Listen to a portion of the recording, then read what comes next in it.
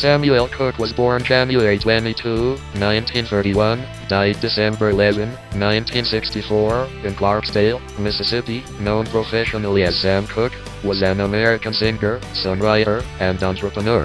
In 1957 he added an E at the end of his name. The reason for the change is disputed. He was the fifth of 8 children of the Rev.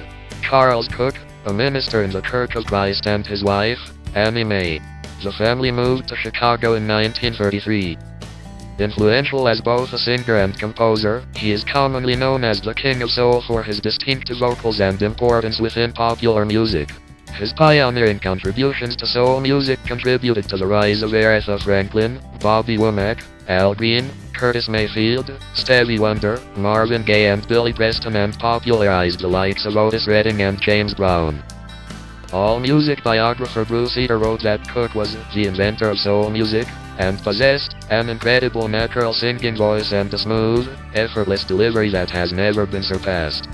Cooke attended Doolittle Elementary and Wendell Phillips Academy High School in Chicago, the same school that Nat King Cole had attended a few years earlier. Sam Cooke began his career with his siblings in a group called the Singing Children when he was 6 years old. He first became known as lead singer with the Highway QCs when he was a teenager, having joined the group at the age of 14. During this time, Cooke befriended fellow gospel singer and neighbor Lou Rawls, who sang in a rival gospel group.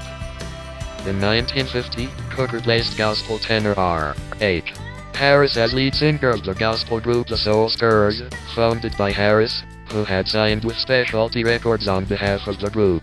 Their first recording under Cooke's leadership was the song Jesus Gave Me Water in 1951. Cooke was often credited for bringing gospel music to the attention of a younger crowd of listeners, mainly girls who would rush to the stage when the Soul Stirrers hit the stage just to get a glimpse of Cooke.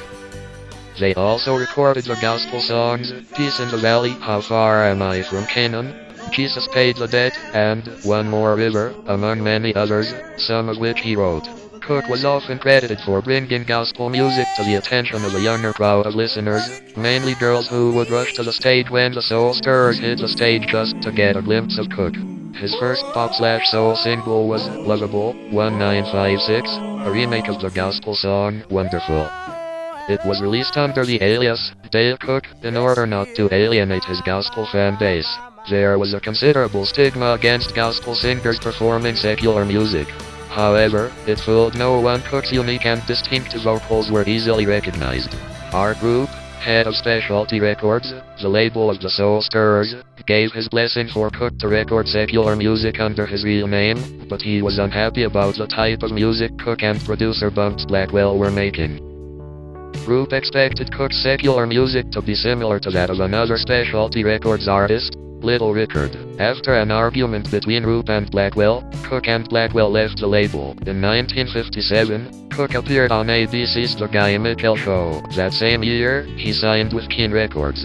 His first release, You Send Me, spent 6 weeks at #1 on the Billboard R&B chart. The song also had mainstream success, spending 3 weeks at #1 on the Billboard Pop chart. In 1961, Cooke started his own record label, SAR Records, with J.W. Alexander and his manager, Roy Crane. Cooke then created a publishing imprint and management firm named CAGS before leaving King to sign with RCA Victor. One of his first RCA singles was Chain Gang, which reached #2 on the Billboard Pop chart. Like most R&B artists of his time, Cooke focused on singles. In all, he had 29 top 40 hits on the pop charts and more on the R&B charts. He was a prolific songwriter and wrote most of the songs he recorded. He also had a hand in overseeing some of the song arrangements. In spite of releasing mostly singles, he released a well-received blues-inflected LP in 1963, Nightbeat, and his most critically acclaimed studio album, Ain't That Good News, which featured 5 singles, in 1964. In 1963, Cooke gave Alan Klein a 5-year contract to manage CAGS Music and SAR Records and made him his manager.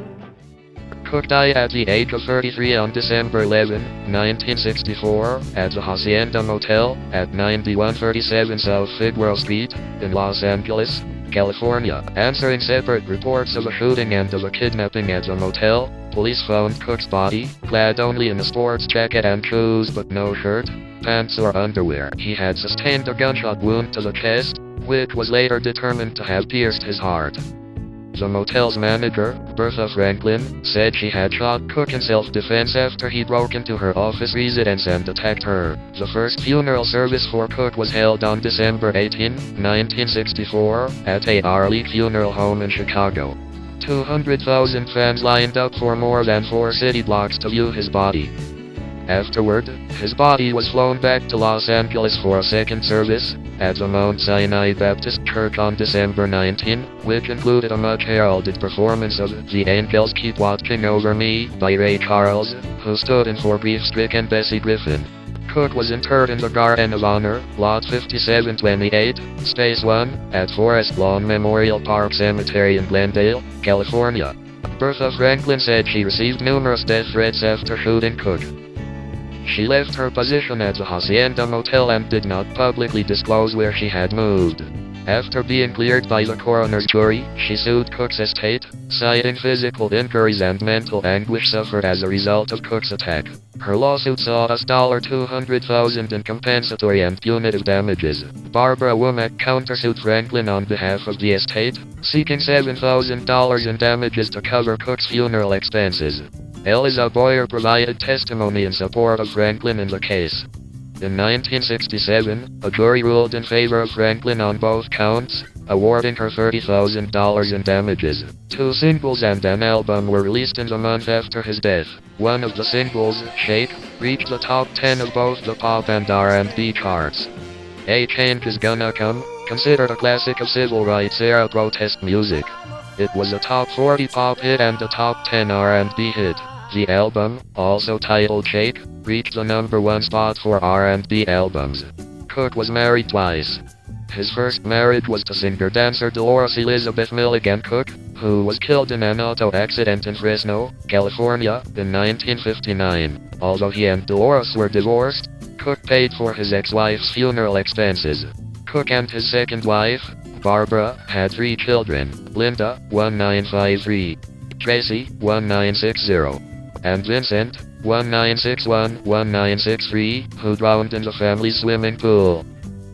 Cooke also fathered at least 2 other children out of wedlock: Denise Somerville, 1953, and Keith Bolling, 1957. In 1986, Cooke was inducted as a charter member of the Rock and Roll Hall of Fame. In 1987, Cooke was inducted into the Songwriters Hall of Fame. In 1999, Cooke was honored with the Grammy Lifetime Achievement Award, and in 2004, Rolling Stone ranked him 16th on its list of the 100 greatest artists of all time. In 2008, Cooke was named the 4th greatest singer of all time by Rolling Stone. In June 2011, the city of Chicago renamed a portion of East 36th Street near Cottage Grove Avenue as the honorary Sam Cooke Way, to remember the singer near a corner where he hung out and sang as a teenager. In 2013, Cooke was inducted into the Rhythm and Blues Music Hall of Fame in Cleveland, Ohio at Cleveland State Univ. The founder of the Rhythm and Blues Music Hall of Fame Museum, Lamont Robinson, said he was the greatest singer ever to sing. The Rhythm and Blues Music Hall of Fame Museum will be built in Cooke's hometown of Clarksdale, Ms.